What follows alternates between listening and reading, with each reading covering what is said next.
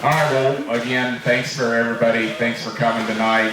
This is just, you've been around this before. You see, we have some great partners we work with that we get sponsorships out of to help us put this on, and we appreciate every one of them. I probably can't see well enough to read them all off, but you guys see the banners along here, and great partners all the way around. It takes a lot of people to make the beef, make the cattle, make the beef go away. And so one thing I wanted to do today is I haven't actually got to see these guys from Tyson for 2 years. And I'm excited to get to see them. They're sound, they follow through, and they know what we want every week. We talk to them. At the least, we just send them a list. We send them a list of cattle and say, this is what you want we want you to turn them into, and they do it every week. And they've had some struggles, as we know, with COVID and all the challenges like that. And so I wanted to actually give the microphone to Brad Anderson, our plant complex manager, right? I got that right? And the first time I met Brad, he said he was on the production side, but I remember him coming in off the kill side one day, and he had blood and stuff all over him, and something was going on that side. Hey, boss, we got to do, blah, blah, blah. And away he went again. He was on fire. And so it's been good to see him climb through the ranks, and now he's in charge up there, and he's done a hell of a job to keep it going, and I just appreciate everything, because, it's hard to believe that they could do what they do every week without us talking. Without us being able to see him and talk to him. So I'm not going to give him the mic too long. He says he talks a lot, but just talk a little bit about how difficult it is to work with people and get people to work for him. So maybe for different reasons, but anyhow, here we go.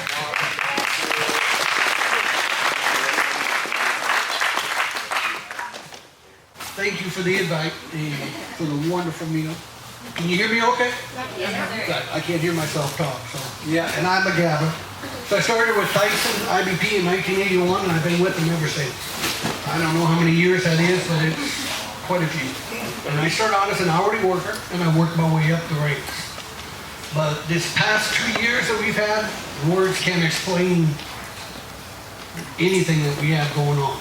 Just to give you some raw numbers, our harvest floor used to harvest a beef every 12 seconds. Every 12 seconds. That's pretty quick. What we're running now is every 15 seconds. That's only 3 seconds difference, right? That ain't that much. Well, that 3 seconds into an hour on an 8-hour day, that's about 300 head a day. That's about 1,500 head a week. That's about 6,000 head a month. And we wonder why we can't get enough cattle. Harvest enough cattle. We're a more political company. I can't use the word harvest. So yeah, our team members, they are to die for. They are the best things in our life. And this pandemic, as terrible as it is, it helped us to realize how important they truly are. If you talk about investment, every time we have to work on a Saturday, we feed them out of our pocket for free. They come to work and we'll feed them. We love them that much. I personally say good morning to all 1,486 of our team members. George and I, my operations manager, would have competitions of how many we could call by first name walking in the door. You think about that, over 1,400 people. We know a lot of them. Most of them who work for me directly. But enough about us. You got some questions or anything you'd like to throw at me, and I could see if I can answer them to the best of my ability? And then I have the option to phone a friend. My maintenance engineer and my operations manager here too. Anything you would like to know about. And you're all free to come out once the pandemic's over. Of course, you'd have to be accompanied by Will or somebody along there. We'll be glad to show you what we got going on. If you've never been in a beef processing facility, yeah, it's pretty cool. How many do you usually have no-shows a day, and how do you work around that? So before the Washington State sick pay law, we would have very few. Now our call in, because you make the same whether you stay home or you come into work via the Washington State sick pay law. So this last Saturday we cleaned out our coolers, which we do twice a year. And that Saturday on the processing floor, we had 96 people call in. Now we can't have 96 people somewhere stuck in a corner. So our only option is to slow the chain down. We would typically run 1,750 head on a Saturday. That day we ran 718, 720. So that means Monday when they come back in, because I don't believe in performance punishment. If you come to work and your buddy don't, I'm not going to make you stay longer. That's just grad law is what I like to call it. My corporate don't particularly care for it, but that's life. So Monday when we come back in, we'll run 10 hours to try to make up for the head that we lost. And seeing how Saturday was such a crapshoot, Tuesday we ran another 10 hours. Wednesday we ran 9 hours and we'll caught back up. Now your kids, they don't understand that. They got a soccer game at 3 o'clock and you better be there or there's hell to pay. We try to do the best with what we got. Good question, thank you. I have a question. Yes, ma'am. I know that different lines require different skill sets. How do you shift people back and forth, and how does that part work? So we are a single shift harvest or production floor. So we do a lot of cross training. On Saturday, when we're running so slow, 118 head an hour compared to 300, we would take those people that we had enough crewing and would move them into other jobs to develop what we call our depth. So in the event that Johnny wants to go home and Gabrielle knows how to take his place, hey, yeah, you can have Monday off from lunch on to go watch your kid play soccer. Gabrielle will take your place. We just do a whole lot of cross training. So each complex is pretty specialized, right? So we are the smallest facility that Tyson owns for beef. We're the only single shift that they have. Everybody else has an A shift and a B shift. So the other plants could call somebody on the B shift and say, hey, you want to come in and work 16 hours? Heck yeah, that's money, they'll come in. Us, whoever shows up that day, that's all we got. But if they cut loins, they only cut loins. They cut loins, they cut shucks, they cut ribs, they cut, I mean, how interchangeable are they? Pretty interchangeable? Yeah, pretty interchangeable. Because you just never know what you got coming in. I mean, we have a lot of, for our higher skill jobs, we pay an extra $2 an hour. So walking in the door, you get $19 an hour.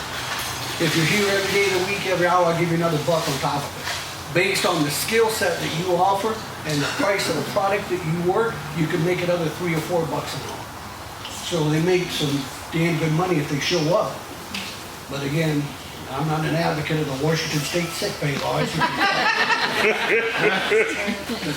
Yeah, I've been sent home sick, but I have never called in sick. That's just the way I was raised. And then what about like logistics? What about getting it out the door? How does all that work? Just as fun.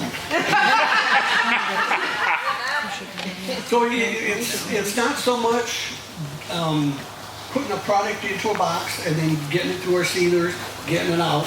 But then obviously with the trucker shortage, with the gas prices, the trailer shortage, it's been a logistical nightmare as well. We try to use a lot of rail cars. A lot of our product goes overseas. Oh yeah. And just to export, because we are so close to the water, we do have an advantage that way. But like your all product, we couldn't love you anymore because you pick it up Wednesday, Thursday, and it's all gone. That's perfect. We're trying. Get it going. And you guys are I can't sell it if you're hanging on to it.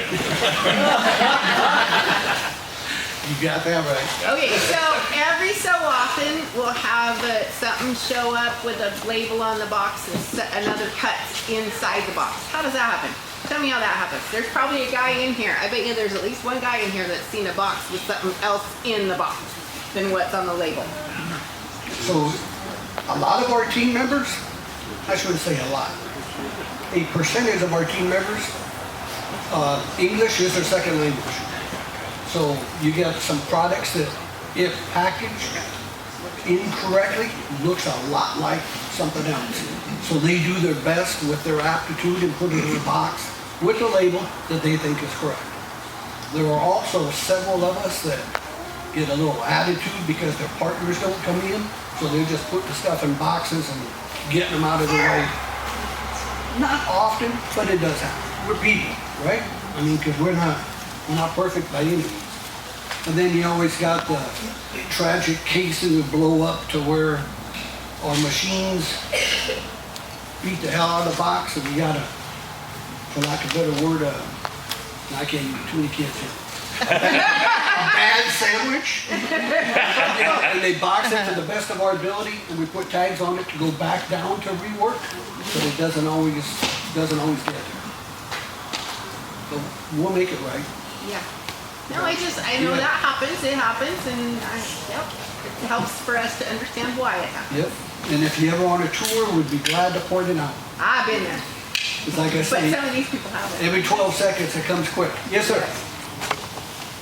I'm Doug Mogg, and I've been with the Painted Hills for quite a few years, and I'm also on the Oregon Beef Council. And last year, we sponsored a tour of producers like this, or from all over the country, over at CS Pack.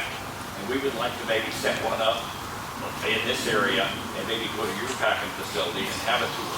So who do I need to talk to? Is that you I need to talk to set something like this up? You could reach out to me, yes. Okay, And okay. Will or Gabrielle. I'd like just to show of hands of people that would possibly be interested in a tour of their facility if we put something together. But we're not there yet, right? No.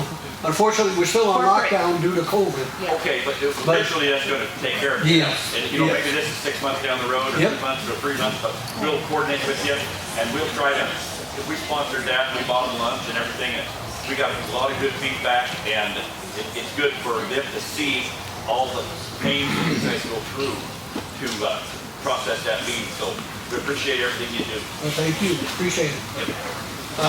So Tyson, the 1st of November will also be 100% vaccinated across the United States. So we intend to make everyone who comes into our building, they must prove that they are vaccinated. Of our 1,486, I believe we're down to, George just told me on the way over here, about 30 to 35. So 1,486, and you're only gonna lose 30 people. I think that's a hell of a testament of how well we take care of our people. We love them, because without them, we can't take your cows. We really can't do nothing. Got another one? I hear you guys get really awesome shelf life, like 45, 60 days. What's your special? How do you make that happen? I would say the cleanliness of our environment. So when COVID hit us March 3rd, 2020, not that I remember that day, the Walla Walla County Health District came knocking on our door, had to talk to us, and they requested that we do a real good clean, maybe like some nice soapy water and maybe some bleach. And we looked at them like, have you never been in this facility? We use 160 to 180 degree water every day for 10 hours. Bleach, detergent, sanitizer, and it's just a very good thorough clean, because lack of popular belief, we eat the same thing you do. We take care of it like every single piece goes out that door. I would feed to my grandchildren, I feed to my grandma. We just take a lot of pride in everything that we do. Except for the mispacks, mislabels, you know, like that. But they happen. Yeah, they do. They happen. They do. We're, like you said, we're all human. Yep. Yes, sir. How are you attracting new employees? Define tracking. What part of tracking? How are you able Oh, our to track. get I'm people sorry. to come into work? So, Do you have any tricks? so I'm on the other side of the state. George, Don't tell him. Don't tell him, Brad. George, my operations manager, is my best walking billboard. If I treat him right, he'll tell everybody he knows that Brad will treat him right. And it just cascades right down from there. You heard me say we feed our team members every Saturday that we work. And we've been working a whole lot of Saturdays. It's an investment. When I took this Inspectors too? pardon me? feeding inspectors too? Legally, I cannot, I know, I'm just kidding. but I'm here to tell you that, I don't see everything. I want to thank all the guys feeds cattle and in the feed yards all this year. Yes. We got backed up from the virus, it made a real mess. And so we actually learned something from it, but at that point anyhow, we worked our way through it and worked through the cattle. The only thing is the problem is when we got to the other end, we used to kill cattle weighing 1,200, 1,250. And so when you back cattle up, all of a sudden you find you're feeding cattle weighing 1,600, 1,550. So we feed cattle that way for a while, and Will said, "My God, do you know how much meat you're giving me? Because you only had so many cattle, but it was a lot of meat." But anyhow, it was going away. We finally got to the end of these cattle. And then, you know what happened? Oh no. The feedlot guy said, "Oh my God, we got to feed these cattle that weigh 1,450 or 1,500 because that's what we know, they can handle it now." And you say, "Well, I don't know if I want to be there because of the waste that you get on the offal." But regardless, it seems to be a great thing. But I want to really thank the guys, the feeders and all, for hanging in there at that point because it could be a real wreck. It's just unbelievable how you have to push them back and hold this guy back and that guy back, and because that's how it works. So I just want to thank all of you, for even the ranchers and all, because that was a big sacrifice. Absolutely. You Yeah. bet. And we had to do it differently. And we had to do it together. That's the only way to do it. Back each other, love each other, support each other, be with each other. And that's not just in our office, that's with our suppliers, that's with our customers, that's with every person that calls on the phone that wants to know if their meat is safe. I got this package and the date is tomorrow. Is it okay if I cook it? What do I do? Yeah, we get those phone calls.